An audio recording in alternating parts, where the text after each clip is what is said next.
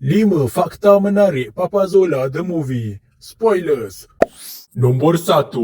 Untuk setiap filem keluaran syarikat Monster, paus Fera yang baru akan diperkenalkan yang tidak pernah muncul lagi sebelum itu. Untuk movie pertama Bobo Boy, ada Clam Carbot. Untuk Bobo Boy movie 2, ada Egabot, Crystal Bot dan Bibit Bot.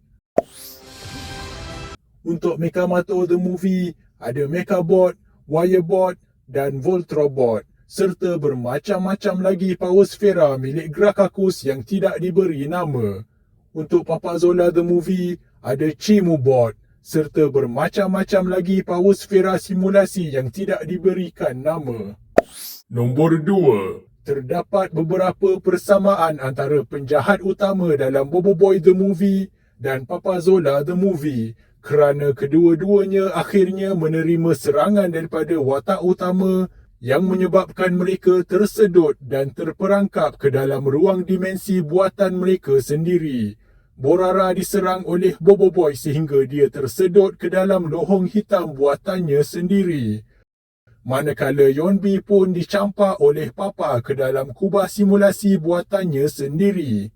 Kedua-dua penjahat ini kini terperangkap dan kemungkinannya belum mati, bermakna mereka masih boleh kembali.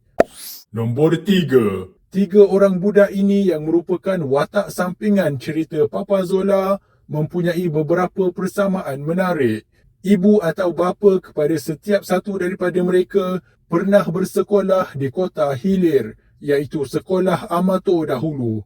Ya, dalam scene Mechamato ini, kita dapat lihat Encik Kumar dan Puan Wawa sewaktu muda bersekolah bersama dengan Amato.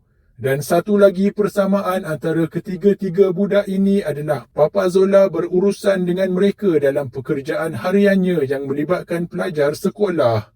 Sebagai cikgu, Papa pernah mengajar Bobo Boy dan Gopal. Dan sebagai pemandu van sekolah, Papa membawa Otoy pergi dan balik tadika. Terima kasih, Pakcik.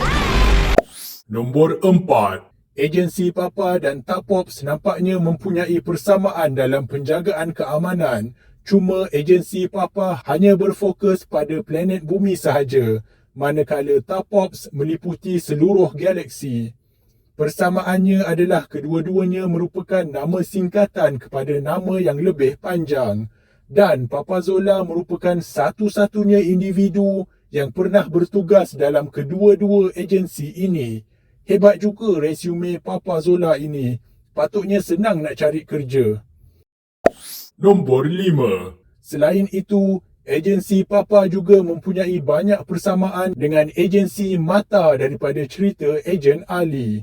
Kedua-duanya merupakan agensi rahsia yang dibuat oleh manusia di bumi bertujuan untuk menjaga keamanan dan bergantung kepada pelbagai gadget canggih dan juga kecekapan dan kehandalan ejen-ejen mereka dalam melakukan misi. Dan persamaan paling ketara adalah spek yang dipakai di mata, topeng Papa dan juga cermin mata iris. Topeng Papa dan juga cermin mata iris boleh menganalisa persekitaran serta memberi pelbagai maklumat kepada penggunanya.